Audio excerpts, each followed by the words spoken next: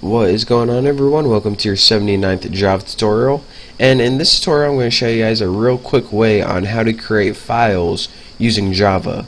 So pretty much if you don't have a file created and we could check for a file using what we learned in the last tutorial, then we usually want to run a program like I'm going to be teaching you today or in this tutorial to create a file.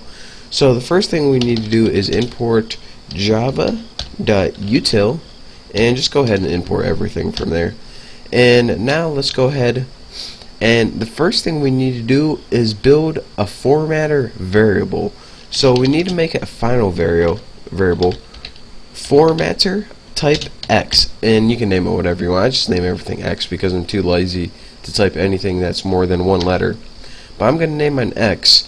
And what this is going to do, a formatter variable pretty much outputs strings to a file, and it's pretty much like printf, but instead of printing to the screen you're printing to a file. So this pretty much outputs a string. And let's go ahead, and I didn't teach you guys about exception handling, but I'm gonna have to do some right now. I'll give you guys the quick one too. You pretty much, in exception handling, you write try, and then you write what do you want to try. And what we want to try is this. We want to set X equal to new formatter, like that. And this is pretty much the same thing as instantiating the variable in the same line, but we want to try to do it down here. And as the constructor for this is pretty much the same thing as putting final formatter X equals new formatter. And again, as a constructor, it takes the path of the file. So what file do we want to output to? Well, I'm going to make a file called like fred.txt. And here's the thing. If there is no file to output to, then it automatically creates a file on your computer for you. So that is how you can create files on your computer using formatter. So again, let's go ahead, and now that we created a file, we want something to show up in the command prompt to tell us that we did it. So system out println, and let's go ahead and put you created a file. So now if we try this and it's successful, then this stuff is going to happen. However, if we get an error, then, and again, I'll be going over this try and catch later, so don't worry too much if you don't understand it. However, if you get an error in this, an error and an exception is the exact same thing. They just had to name it exception because they had to be different. If you get an error, then what do you want to happen? System out println you got an error. So this is pretty much your own way of making custom errors. So you know, if we had an error before, then our program would just start running and we would get a bunch of error messages on our command prompt. But this is a way, if you get an error running your program, that your program doesn't just automatically shut down, and you can actually handle those errors, aka exceptions. Why they name them exceptions, I don't know, it's annoying, but they did it.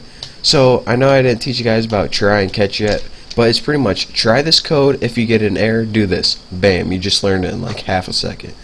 So what we're gonna do is, let me show you guys right here. On my computer, if I search in here and I search for Fred, I don't have anything on my computer named Fred or anything like this. But now we're gonna run this program right here, and it says you crested a file, and I mean to put created, but I didn't. Okay, make fun of me, big deal. So did we create a file? I mean, all we're getting is this command prompt right here. I don't believe you created a file, Bucky. Well, let's go ahead in this computer right here and search again, and now let's search for Fred and make sure you only have one D, and bam, look at this. We now have a file created. If we click on the properties, it's created C users Greg workspace Bucky, and that is pretty much right here. And if you're working with Eclipse, you can highlight Bucky, click refresh, and under your JRE systems library you get that Fred text. And I know I just talked real fast and you guys didn't really comprehend that probably, but I should probably slow it down. pretty much what I'm saying. When you create a file, you created it in whatever directory your program ran from. So if you have this Java program right in your hard drive, then it's going to create this text file right on your hard drive. If you run this Java program from a folder called like apples or something, then it's going to create this text file in a folder called apples. And you can also make an absolute path like this. And well, you guys know how to make absolute paths from last tutorial, to create that file where you want it, like in a folder or something. But again, to recap one more time, we use this final formatter x variable, and what this did is pretty much stored this formatter. Well, it just pretty much created a variable. And again, the formatter is pretty much a way of putting strings into a file, or pretty much writing stuff in a file. So right now our file is empty, but we're going to be putting stuff in it later. And again, if it couldn't find the file, then it created it, and that's why it created it. And again, if we made an error, then Java makes us handle it in some way. So that's why I need to teach you guys about try and catch.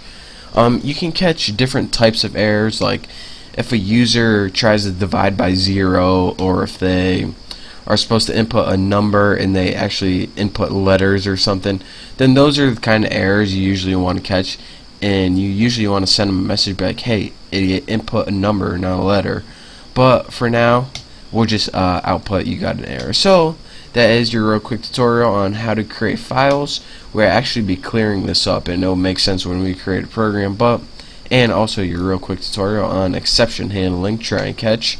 So thank you guys for watching. Don't forget to subscribe. If you're a little confused, don't worry, I'll clear things up for you in the next couple tutorials. But again, thank you, don't forget to subscribe, and I'll see you guys next time.